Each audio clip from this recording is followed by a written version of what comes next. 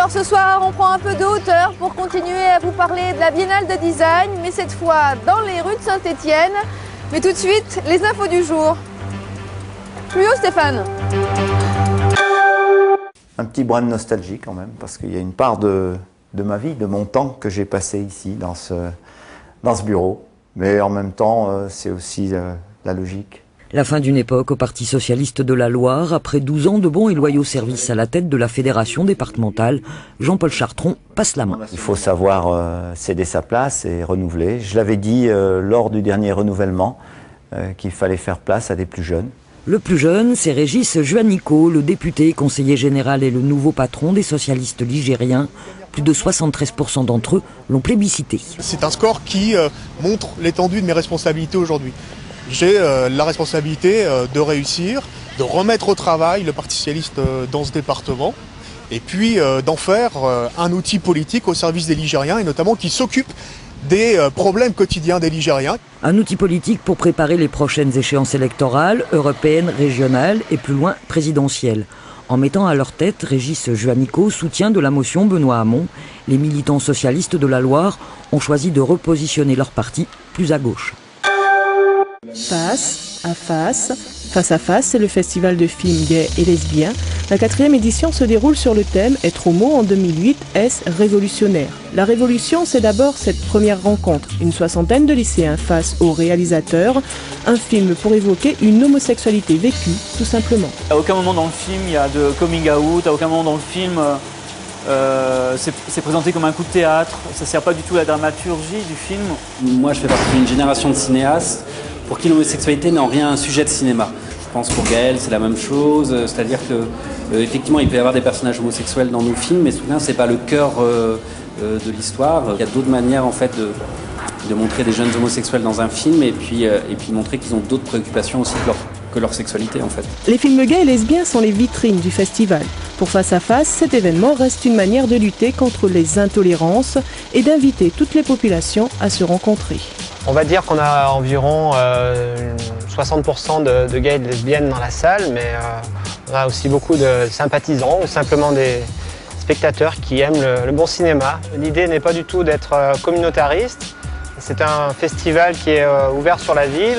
Des films, des débats, des soirées. Le festival se poursuit tout ce week-end au Cinéma de France.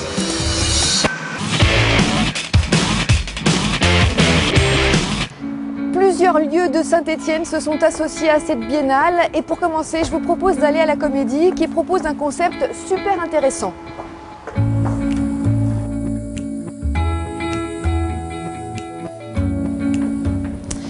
Voilà, on est arrivé et Claire va nous présenter sa jolie vaisselle. Bonjour Claire. Bonjour. Alors Claire, vous êtes designer et c'est vous qui avez conçu ces produits? Oui, ces produits c'est de la vaisselle en mélamine pour l'apéritif. Donc c'est basé sur les nouveaux comportements alimentaires. Donc par exemple, vous avez cette petite assiette à cocktail sur laquelle on peut clipser un verre, une flûte à champagne. Donc ça vous permet de manger et boire en même temps debout. Et ces produits ont une histoire un peu particulière. Ces produits ont une histoire particulière parce que en fait, c'est une gamme qu'on a dessinée pour une marque qui a décidé au dernier moment d'interrompre la commercialisation. Et donc tous ces produits étaient voués en fait à la destruction et on a décidé de récupérer l'intégralité du stock et en fait d'offrir aux gens la possibilité de sauver un objet pour 1 euro symbolique. C'est le nom de l'exposition. Voilà, Save a Product for 1 euro.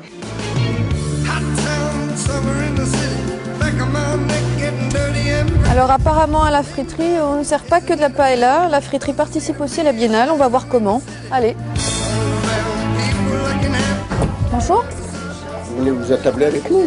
Alors Louise, comment vous participez à la biennale vous? Eh bien, j'informe les clients de l'organisation de la biennale et puis on devait faire une expo mais on est un petit peu en retard.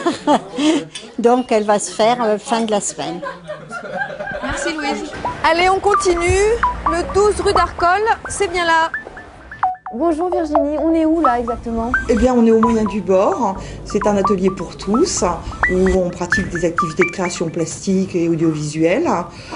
Cette année on a rajouté dans les activités le jardin et donc on a eu envie de travailler pour la biennale autour de cette idée du jardin.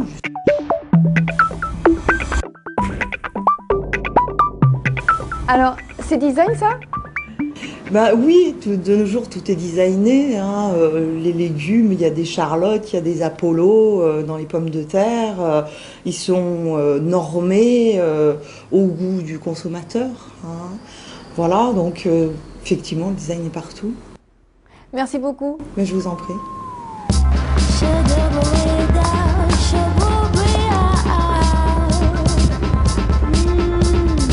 Voilà, notre semaine spéciale biennale se termine. Je voulais quand même vous présenter Hugo qui a passé toute la semaine derrière la caméra.